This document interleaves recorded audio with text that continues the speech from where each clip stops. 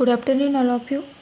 मागच्या लेक्चरमध्ये आपण फार्मसी ॲक्ट 1948 हा चॅप्टर स्टार्ट केला होता. तर आपण त्याचा ऑब्जेक्ट आणि काही डेफिनेशन्स पाहिल्या होत्या मागच्या लेक्चरमध्ये. या लेक्चरमध्ये आपल्याला फार्मसी काउन्सिल ऑफ इंडिया हा पॉईंट डिस्कस करायचा आहे. इम्पॉर्टंट पॉईंट आहे हा, क्वेश्चन विचारलेला आहे याच्यावर. तर PCI हा कसा ऑर्गनाईज झाला किंवा इस्टॅब्लिश झाला हे मागच्या लेक्चरमध्ये आपण पाहिलं. जो फार्मसी ॲक्टचा जो ऑब्जेक्ट आहे, तुमची फार्मसी प्रॅक्टिस रेग्युलेट करणे किंवा त्याचं जे प्रोफेशन आहे त्या प्रोफेशनचं जे स्टेटस ते इन्क्रीज करणे, यासाठी PCIचं इस्टॅब्लिशमेंट झालं.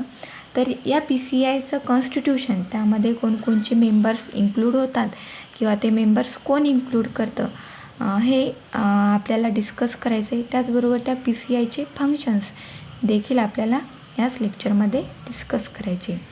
तर त्याच्यामध्ये first point, 6 members among whom there shall be at least 1 teacher of each of the subjects of pharmaceutical chemistry, pharmacy, pharmacology and pharmacognosy elected by the University Grants Commission from among the persons on the teaching staff of an Indian university or a college affiliated thereto which grant degree or diploma in a pharmacy. तर या PCIमध्ये 6 members जे आहेत ते कोण elected करते? University grants commissions. 6 members university grants commissions through elected केले जातात. तर त्या 6 मेंबर्सपैकी ॲटलिस्ट एक मेंबर्स तरी हा टीचर असायला पाहिजे. कोणत्या सब्जेक्टमध्ये? फार्मास्युटिकल केमिस्ट्रीमध्ये, फार्मसीमध्ये, फार्माकोलॉजीमध्ये किंवा मग फार्माकॉग्नसीमध्ये. या सब्जेक्टचा तो मेंबर्स हा टीचर असायला हवा. आणि ज्या टीचिंग स्टाफमधून तुम्ही हे टीचर्स इलेक्टेड करणार आहे, युनिव्हर्सिटी ग्रँट कमिशन्स हे पर्सन इलेक्टेड करणार आहे, तो टीचिंग स्टाफ एकतर इंडियन युनिव्हर्सिटीचा असायला पाहिजे किंवा मग अशा कॉलेजचा ज्या कॉलेजच्या डिग्री किंवा डिप्लोमाला ते कॉलेज ग्रँटेड असायला पाहिजे, म्हणजे त्या कॉलेजला ॲप्रूव्हल असायला पाहिजे. अशा कॉलेजच्या टीचिंग स्टाफमधून ते मेंबर्स युनिव्हर्सिटी ग्रँट कमिशन जे आहे ते इलेक्टेड करते. Then second point, 6 members nominated by the central government of whom at least 4 shall be possessing the degree or diploma in a pharmacy and practicing the pharmacy or pharmaceutical chemistry.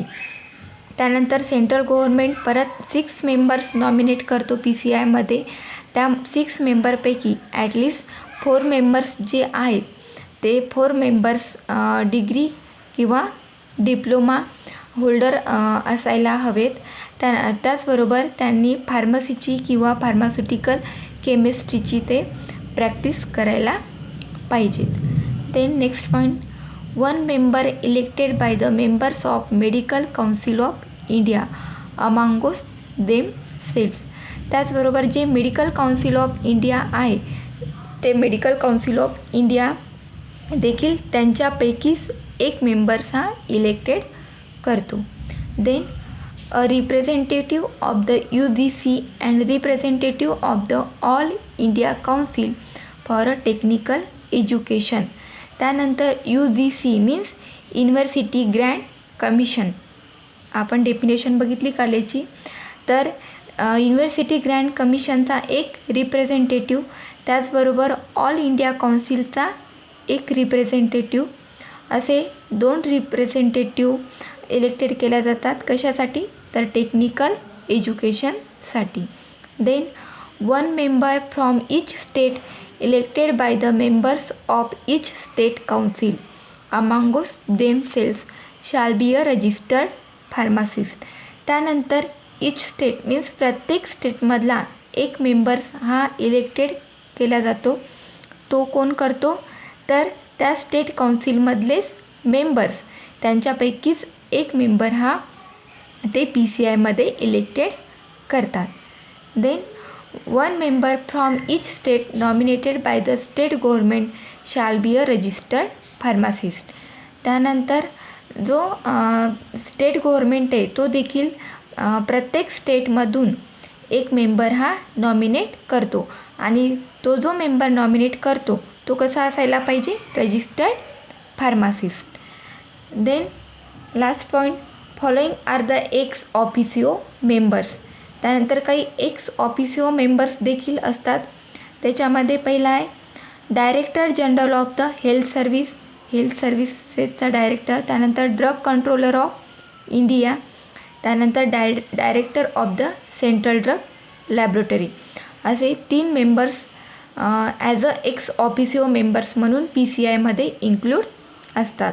तर हे झालं कॉन्स्टिट्यूशनमध्ये सर्वात आधी 6 members जे university grant commission elected करते, त्या 6 मेंबरपैकी at least एक member तरी हा फार्मास्युटिकल केमिस्ट्री, फार्मसी, फार्माकोलॉजी किंवा फार्माकॉग्नसीमध्ये टीचर असायला पाहिजे. त्यानंतर सेंट्रल गव्हर्मेंट जो आहे तो सेंट्रल गव्हर्मेंट परत 6 मेंबर्स PCIमध्ये नॉमिनेट करते. त्या 6 मेंबरपैकी ॲटलिस्ट 4 मेंबर्स हे डिग्री किंवा डिप्लोमा होल्डर असायला पाहिजे. त्यानंतर परत एक मेंबर जे आहे ते मेडिकल काउन्सिल ऑफ इंडिया त्यांच्या मधूनच एक मेंबर इलेक्ट करते. त्यानंतर UGC आणि ऑल इंडिया काउन्सिल या दोघांचाही एक रिप्रेझेंटेटिव्ह फॉर टेक्निकल एज्युकेशनसाठी कॉन्स्टिट्यूशनमध्ये इन्क्लूड केला जातो. त्यानंतर प्रत्येक स्टेटमधील एक मेंबर हा त्यामध्ये PCIमध्ये इन्क्लूड केला जातो. त्यानंतर जे स्टेट गव्हर्मेंट आहे त्या स्टेट गव्हर्मेंट थ्रू देखील प्रत्येक स्टेटमधून एक मेंबर PCIमध्ये इन्क्लूड केला जातो आणि काही एक्स ऑफिसिओ मेंबर्स देखील त्यामध्ये इन्क्लूड केल्या जातात. त्यामध्ये director general of health service, drug controller of India आणि director of the central drug laboratory. आता हे झालं त्याचं कॉन्स्टिट्यूशन. आता बघू आपण त्याचे फंक्शन. तर functions of Pharmacy Council of India. तर PCIचे काय फंक्शन्स आहेत तर त्याच्यामध्ये the main functions of the central council are as follows. त्याच्यामध्ये पहिलं फंक्शन आहे to prescribe the minimum standard of the education required for qualification as a pharmacist. ठीक आहे, तर फार्मासिस्टचं जे क्वालिफिकेशन आहे ॲज अ फार्मासिस्ट होण्यासाठी जे क्वालिफिकेशन आहे त्याचं जे एज्युकेशन स्टँडर्ड आहे ते एज्युकेशन स्टँडर्ड कोण प्रिस्क्राईब करतं, PCI. तर this can be provided by making the rules as a education regulations which prescribe the minimum qualification for admission, duration of the course, details of the syllabus, practical training and examination, minimum facilities required for the conduct of course, examination and practical training. तर as a pharmacist म्हणून जे education standard आहे ते prescribe करतं तुमचं PCI. तर हे कशा थ्रू करतं ते तर जे एज्युकेशन रेग्युलेशन्स आहे त्याबद्दलचे काही रूल्स PCI तयार करतं. त्यामध्ये ते तुम्हाला ॲज अ फार्मासिस्ट म्हणून ॲडमिशन घेण्यासाठी किंवा त्या कोर्सला ॲडमिशन घेण्यासाठी तुमचं आधी काय क्वालिफिकेशन असायला हवं, त्यानंतर तुमच्या कोर्सचं ड्युरेशन काय असायला पाहिजे, त्यानंतर तुमच्या सिलेबसचं डिटेल्स, त्यानंतर तुमचं प्रॅक्टिकल ट्रेनिंग किंवा तुमची एक्झामिनेशन कशी कंडक्ट होणार किंवा तुमचा जो कोर्स आहे तो कंडक्ट करण्यासाठी तुम्हाला काय फॅसिलिटीज रिक्वायर्ड पाहिजे किंवा काय फॅसिलिटीज अवेलेबल पाहिजे. तर हे सर्व रूल्स जे आहेत ते कोण तयार करतं, PCI. त्यानंतर सेकंड फंक्शन आहे to regulate the minimum educational standard. तर जे एज्युकेशनल स्टँडर्ड आहे ते रेग्युलेट करणे किंवा मग तुमचं जे इन्स्टिट्यूशन आहे त्या इन्स्टिट्यूशनला ॲप्रूव्हल देणे. तर या पॉईंटमध्ये for this purpose the council appoints the inspectors to inspect the institutions providing the minimum standard in education in a pharmacy and report on the facilities available and decide whether the institutes should be recognise or not. ठीक आहे. तर तुमच्या इन्स्टिट्यूटला ॲप्रूव्हल देण्यासाठी किंवा education standard regulate करण्यासाठी जे council आहे तो काउन्सिल काय करतो, एक इन्स्पेक्टरला अपॉइंट करतो आणि तो इन्स्पेक्टर तुमच्या इन्स्टिट्यूटचं काय करते, मग इन्स्पेक्शन करते आणि तो ऑब्झर्व करतो तुमच्या फार्मसीचं जे इन्स्टिट्यूट आहे त्यामधील जे एज्युकेशन स्टँडर्ड आहे तो इन्स्पेक्टर ऑब्झर्व करतो आणि ज्या फॅसिलिटीज अवेलेबल आहे तुमच्या इन्स्टिट्यूटमध्ये त्याचा रिपोर्ट तो PCIला सबमिट करतो आणि त्या रिपोर्टनुसार ते PCI डिसाईड करतं की तुमच्या इन्स्टिट्यूटला रिकॉग्नाइज करायचं की नाही किंवा ॲप्रूव्हल द्यायचं की नाही. Then third function, to recognise the qualification granted outside the territories to which the pharmacy act 1948 extend for the purpose of qualifying for the registration under the said act. आता क्वालिफिकेशन्सला रिकॉग्नाइज करणे जे आउटसाईड द टेरिटोरीज म्हणजे जे परप्रांतातून किंवा फॉरेनमधून फार्मसीची degree किंवा diploma घेऊन जे पर्सन्स येतात तर त्यांचं क्वालिफिकेशन्स रिकॉग्नाइज करणे म्हणजेच त्यांच्या क्वालिफिकेशनला मान्यता देणे. त्या जो पर्सन तुमच्या फॉरेनमधून आउटसाईड ऑफ द इंडिया च्या आउटसाईडमधून किंवा दुसऱ्या कंट्रीमधून जे पर्सन फार्मसीची डिग्री किंवा डिप्लोमा घेऊन येतात त्या पर्सनचं स्किल, नॉलेज, त्यांचं प्रॅक्टिकल ट्रेनिंग चेक करून PCI त्यांचं जे क्वालिफिकेशन आहे किंवा त्यांचं जी डिग्री किंवा डिप्लोमा आहे त्याला मान्यता देतात.